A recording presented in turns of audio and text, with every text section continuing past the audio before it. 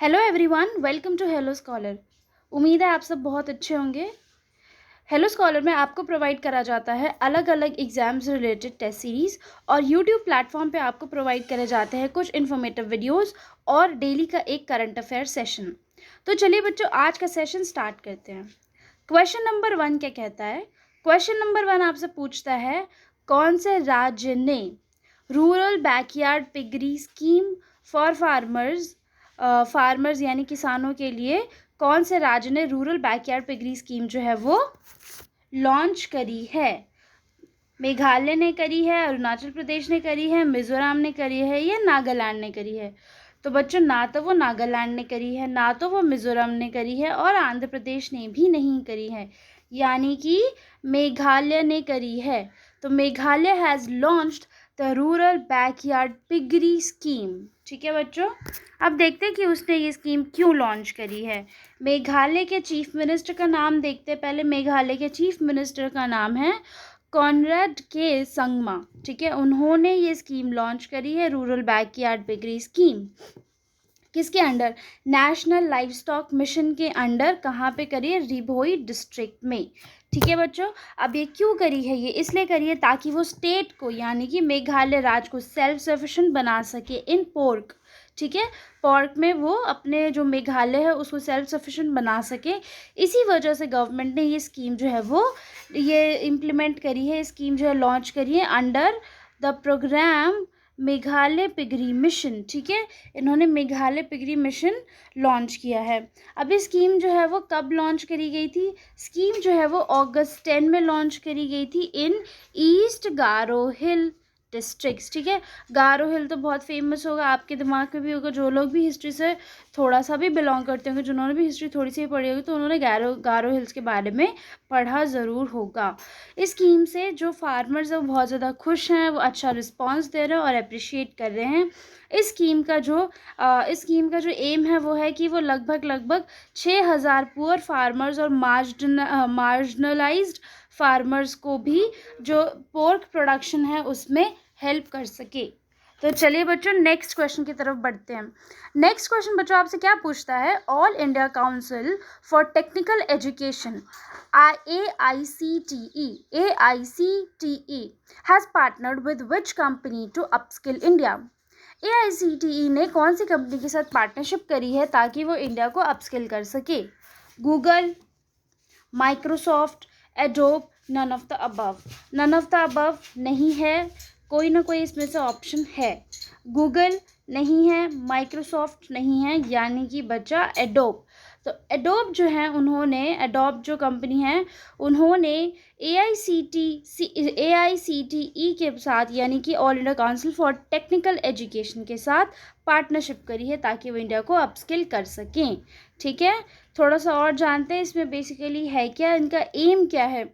इनका एम ये है कि जो इंडिया है वो इंडिया को स्किल कैपिटल बना सके पूरी दुनिया का। ठीक है, to make India the skill capital of the world, fostering digital and creative skills in the is the key. यानी कि कैसे बनाएंगे? वो लोगों के अंदर जो भी जिनको भी वो अपस्किल करेंगे उनके अंदर डिजिटल और क्रिएटिव स्किल इनकलकेट करके उनके अंदर ये सब उनके अंदर मतलब उनके अंदर डिजिटल और क्रिएटिव स्किल्स डाल के। ठीक है बच्चों, अब हम देखते हैं कि वो कहाँ से लेंगे। अक्रॉस 10,000 हायर इंस्टीट्यूशन यानी कि 10,000 इंस्टीट्यूशन कॉलेजेस में से 75,000 एजुकेटर्स को है वो लिया जाएगा और 2024 तक, ठीक है 2024 तक ये एम जो है वो अचीव किया जाएगा। चलिए बच्चों, नेक्स्ट क्वेश्चन की तरफ बढ़ते हैं। नेक्स्ट क्वेश्चन बहुत इंपॉर्टेंट है। नेक्स्ट क्वेश्चन है, cervical cancer is caused by which virus? कौन से वायरस से सर्वाइकल कैंसर होता है? तो VZV, HPV, DEN-V14, ZIKV यानी वेरिसेला जोस्टर वायरस इससे होता है। ह्यूमन पैपिलोमा वायरस इससे होता है, DEN-V14 से होता है, या जीका वायरस। जिकवी से तो हमें पता चल जाता है कि जीका वायरस है, तो ये से तो बिल्कुल ही नहीं होता। DEN-V14 से होता है, बिल्कुल भी नहीं होता है। ये होता है ह्यूमन पैपिलोमा वायरस से, HPV से। ठीक है बच्चों, बहुत इंपॉर्टेंट क्वेश्चन है। क्यों इंपॉर्टेंट क्वेश्चन है? क्योंकि हाल ही में serum institute of private limited, ये जो सीरम इंस्टीट्यूट है कहाँ पे लोकेटेड है बच्चों? ये है पुणे में। ठीक है, इसने एक वैक्सीन बनाई है अगेंस्ट HPV वायरस के, यानी सर्वाइकल कैंसर के अगेंस्ट एक वायरस बनाई इसको फाइट करने के लिए, जिसका नाम है सर्वावैक। ठीक है, कौन कौन से कंपनीज के साथ मिलकर, कौन कौन से इंस्टीट्यूशंस के साथ मिलकर? सीरम इंस्टीट्यूट ने पार्टनरशिप करी DBT के साथ, BIRAC के साथ और Bill and Melinda Gate Foundation के साथ। इन सब ने ग्रैंड चैलेंज इंडिया प्रोग्राम के अंडर पार्टनरशिप किया था और वैक्सीन जो है वो डेवलप करी है। अब थोड़ा सा सर्वाइकल कैंसर के बारे में जानते हैं। सर्वाइकल कैंसर है वो जो सेकंड मोस्ट प्रेवलेंट कैंसर है। ठीक है, cervical cancer second most prevalent cancer है और नियरली लगभग पूरी दुनिया में जितनी भी डेथ होती है उसकी 1/4 डेथ जो है वो इंडिया में वुमेन में सर्वाइकल कैंसर की वजह से होती है। ठीक है बच्चों, सर्वाइकल कैंसर की जितनी भी डेथ होती है उसमें से 1/4 डेथ जो है वो इंडिया में होती है। और सर्वाइकल कैंसर किनको होता है? वुमेन्स को होता है। किस वायरस की वजह से होता है? ह्यूमन पैपिलोमा वायरस की वजह से होता है। ठीक है बच्चों, HPV। नेक्स्ट क्वेश्चन क्या कहता है बच्चों? नेक्स्ट क्वेश्चन ये कहता है world coconut day 2022 is observed on which date? 2 सितंबर, अक्टूबर, जुलाई टू 31 अगस्त। कौन से इन सब में से कौन से दिन पे वर्ल्ड कोकोनट डे जो है वो मनाया जाता है ना? Interesting. World coconut day October two no, July two no, August 31 no. It is celebrated on 2 सितंबर, यानी कि कल, येस्टरडे वाला कल। ठीक है बच्चों, अब देखते हैं थोड़ा सा कोकोनट के बारे में, इसकी थीम क्या रही। देखिए, जब भी हम कोई डे बताते हैं, जब भी हम कोई डे पढ़ते तो मैं आपको बताती हूँ ना कि उसकी थीम बहुत इंपॉर्टेंट होती है। तो उसकी थीम क्या थी? वर्ल्ड कोकोनट डे की थीम थी growing coconut for a better future and life. क्यों ज़रूरी है कोकोनट? कोकोनट की तो बहुत न्यूट्रिशन वैल्यूज़ हैं और कोकोनट का जो शेल होता है वो भी बहुत सारी चीज़ों में इस्तेमाल होता है ना बच्चों? तो और कोकोनट का जो शेल है उसका जो आपने ब्राउन सा पोर्शन देखा होगा, वो आजकल खेती बाड़ी में भी यूज़ होता है ना? कोकोपीट जिसे हम कहते हैं, जिससे कोकोपीट बनाया जाता है, वो आजकल एग्रीकल्चर में भी बहुत यूज़ हो रहा है बच्चों। जैसे कि हाइड्रोफोनिक एग्रीकल्चर जिसमें हम करते हैं, वाटर से जो हम करते हैं, तो उसमें क्या होता है, वाटर, हमें मिट्टी की ज़रूरत नहीं पड़ती, हम प्लांट जो है वो वाटर बेस से ही उगा लेते हैं। थ्रू उसके चैनल्स होते हैं वाटर के, फिर हम वाटर में न्यूट्रिशन प्रोवाइड करके वैसे ही उगा लेते हैं। तो उसके लिए भी थोड़ा सा बेस चाहिए होता है जिसे हम बोलते हैं कोकोपीट का, उसमें वो बहुत हेल्प करता है। और बहुत सारे ऐसे चीज़ें जो कोकोपीट में ग्रो कर सकते हैं हम। अगर हम सॉइल की, अभी देखो क्या सॉल्व कर रहा है, ये सॉल्व कर रहा है जो सॉइल की जो शॉर्टेज है, हम देखते हैं ना एरोजन हो रहा है, क्वालिटी ऑफ सॉइल नहीं रह गई, क्रस्ट जो है इट इज़ कंटिन्यूसली डिटोरेटिंग, है ना? सॉइल जो वो ख़राब हो रही है कई सारी जगह पे। अब इससे क्या होता है, डिफॉरेस्टेशन वगैरह की वजह से इशू आता है। अब ये क्या है, उसको कंपनसेट करी, तो it is very very important also in the coming time, also it is very very important. Fine. और अब हम देखते हैं कि टॉप एक्सपोर्टर्स देखते हैं हम कोकोनट के। तो टॉप एक्सपोर्टर कौन है? फर्स्ट में आता है इंडोनेशिया, सेकंड में आता है India. Very very important, India की पोजीशन क्या है? Second. India is the second largest top exporter of the coconut. Third है फिलीपींस, फोर्थ है ब्राज़ील, फिफ्थ है श्रीलंका। ओके, चलिए नेक्स्ट क्वेश्चन की तरफ बढ़ते हैं। नेक्स्ट क्वेश्चन क्या पूछता है बच्चों? नेक्स्ट क्वेश्चन ये पूछ रहा है which state has launched a credit scheme for women महिला निधि। ठीक है, अब देखिए ये क्वेश्चन का आंसर तो ठीक है मैं आपको बता दूंगी, बट आप इसको और किस तरीके से लिख सकते हैं। जब भी आपका कोई क्वेश्चन आता है, if you are writing an essay, right, if you are writing an essay, तब जब भी कोई आपको क्वेश्चन आता है about the initiative for women development, ठीक है, या फिर वुमेन एम्पावरमेंट, ठीक है, वुमेन डेवलपमेंट तो ठीक है, वुमेन डेवलपमेंट बहुत सारी चीज़ों से होता है, but when you give the financial credit to the women, then you are making them empower, right, you are empowering them। तो फिर आप इसको वहाँ पे यूज़ कर सकते हैं, वहाँ पे आप इसको लिख सकते हैं। अब हम देखते हैं इसका आंसर क्या है बच्चों। मध्य प्रदेश ने लॉन्च की है? नहीं। उड़ीसा ने लॉन्च की है? नहीं। केरला ने लॉन्च की है? नहीं। राजस्थान ने लॉन्च की है हाल ही में? महिला निधि। ठीक है बच्चों, अब हम देखते हैं कि अब देखो, अभी फ़िलहाल किसने लॉन्च करी है? राजस्थान ने। ठीक है बच्चों, लेकिन इससे पहले, ये तो सेकंड स्टेट हो गया, अब जो फर्स्ट स्टेट है वो है तेलंगाना। ठीक है, तेलंगाना ने सबसे पहले महिला निधि स्कीम जो है वो लॉन्च करी थी। फिर उसी से सीख लेते हुए राजस्थान ने भी महिला निधि जो है वो लॉन्च करी है। अब देखते हैं किसने लॉन्च करी है। चीफ मिनिस्टर अशोक गहलोत जी ने लॉन्च करी है जिस महिला निधि। इसमें क्या किया जाएगा, यहाँ पे लोन प्रोवाइड किया जाएगा for the social and economic development of the women. ठीक है, इससे क्या होगा, लोगों, वो जो वुमेन हैं, औरतें हैं, उनका सामाजिक और आर्थिक विकास भी होगा, है ना। वो पैसा लेंगी, किसी में लगाएंगी, अपने किसी बिजनेस में लगाएंगी, किसी चीज़ में लगाएंगी, तो वो फिर डेवलप करेगा। तो इससे क्या होगा, वो एम्पावर्ड होंगी, उनके पास शक्ति आएगी, उनके पास उनका सोशल डेवलपमेंट होगा, उनका इकोनॉमिक डेवलपमेंट होगा। और जब एक वुमेन का सोशल और इकोनॉमिक डेवलपमेंट होता है तो फिर जो उसके जो वो क्या बोलते हैं हम उसको, एट्रोसिटीज़ तो नहीं बोल सकते हैं, बट जो भी वो एक सोसाइटी का प्रेशर, पेट्रियार्की सोसाइटी का जो भी डोमिनेंस है, वो काफ़ी हद तक कम हो जाता है अगर एक वुमेन जो है वो इकोनॉमिकली इंडिपेंडेंट होती है। तभी ज़्यादा से ज़्यादा फोर्स किया जाता है वुमेन्स को, ताकि वो अपने पैरों पे खड़ी हों, इंडिपेंडेंट हों, किसी पे डिपेंडेंट ना हो फाइनेंशियली स्पेसिफिकली। ओके, चलिए नेक्स्ट क्वेश्चन की तरफ बढ़ते हैं। Which of the following is correct regarding SMILE योजना? It provides education facility to children of the people providing labour services. It is an initiative, second statement क्या कहता है, it is an initiative to promote dental health. It provides scholarship for transgender students studying in the ninth and till post graduation to enable them to complete their education, और none of the above।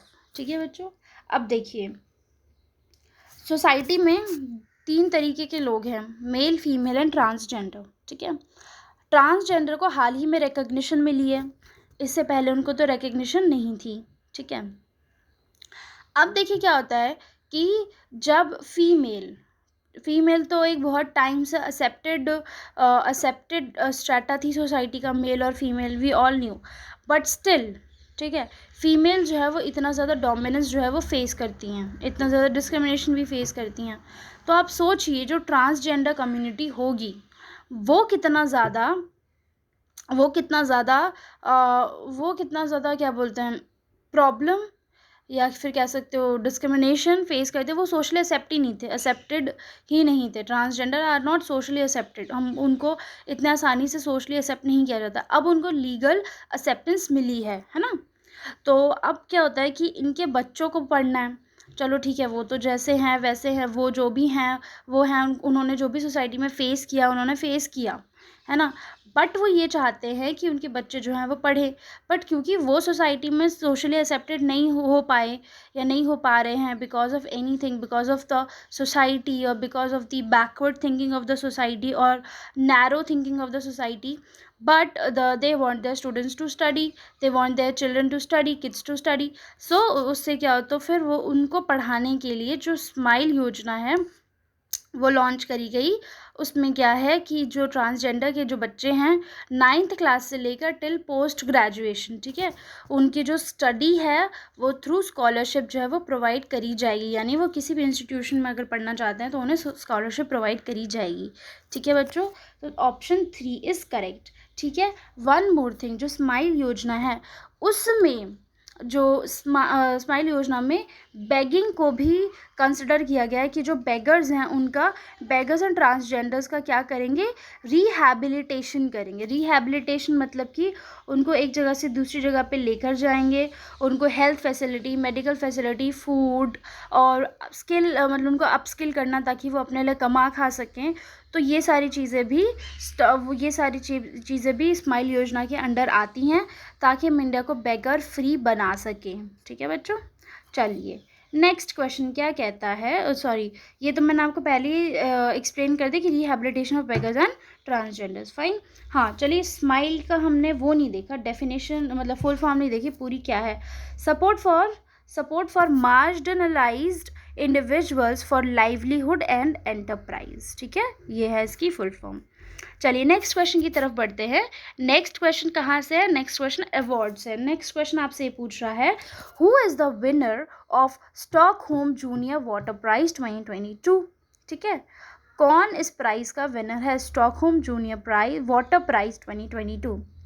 Ishani Jha, Annabel M Raisen, टाकुमा Miyan ki, Hiroki मत्सुशाही, ठीक है। तो ये कौन है winner, तो बच्चों winner हैं एनाबेल एम रायसन, ठीक है। इनको क्यों मिला है, रायसन जी को इसलिए मिला है क्योंकि इन्होंने किस पे रिसर्च करी, इन्होंने रिसर्च करी on how to treat and prevent harmful algae bloom. Algae काई के बारे में तो हम सभी जानते हैं ना, तो कैसे हार्मफुल एल्गे जो है उसको ट्रीट कर सके और उसे प्रिवेंट कर सके ताकि वो हार्मफुली ब्लूम ना करे, ठीक है। ब्लूम मतलब बहुत बुरी तरीके से फैलना। शी इज़ फ्रॉम कैनेडा, ठीक है, वो कनाडा से बिलोंग करती है।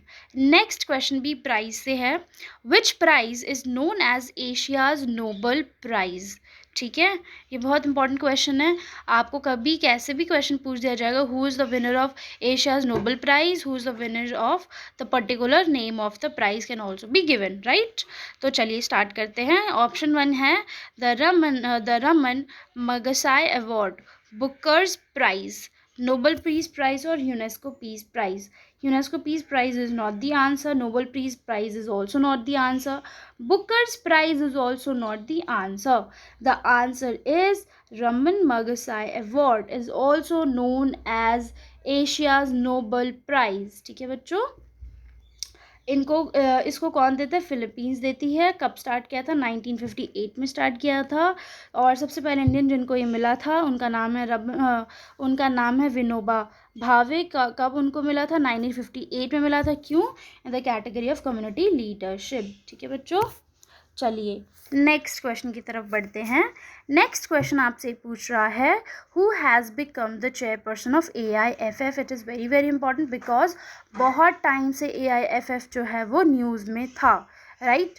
तो इनके जो चेयरपर्सन हैं वो कौन बने हैं, न्यूज़ में था कि बाईचुंग भूटिया जो है वो इनके चेयरपर्सन बन सकते हैं, ठीक है। सुनील छेत्री, क्योंकि आप उनसे कंफ्यूज हो जाएंगे, भाईचुंग भूटिया और सुनील छेत्री के बीच में आप कंफ्यूज हो जाएंगे, इसलिए मनीषा कल्याण या फिर कल्याण चौबे, ठीक है। तो बाईचुंग भूटिया नहीं, सुनील छेत्री भी नहीं, मनीषा कल्याण भी नहीं बनी इनकी चेयरपर्सन। कौन बने हैं, कल्याण चौबे जी, ठीक है, कल्याण चौबे बने हैं चेयरपर्सन ऑफ AIFF, ठीक है बच्चों। Who is known as the father of biodiversity? Father of biodiversity किन्हें कहा जाता है, Edward O Wilson, Aristotle, Herodotus, doctor William Roxburgh. किसे कहा जाता है फादर ऑफ बायोडाइवर्सिटी, तो वो कहा जाता है एडवर्ड ओ विल्सन को, ठीक है बच्चों। चलिए ऑप्शन 1 वॉज करेक्ट, फाइन। सो ये क्वेश्चन है 2 सितंबर के करंट अफेयर से। मैंने आपसे पूछा था, हु इज़ द लास्ट तीर्थंकर ऑफ जैन, ठीक है। तो महावीर जैन जो है वो लास्ट तीर्थंकर थे और फर्स्ट कौन थे, ऋषभनाथ, ठीक है बच्चों।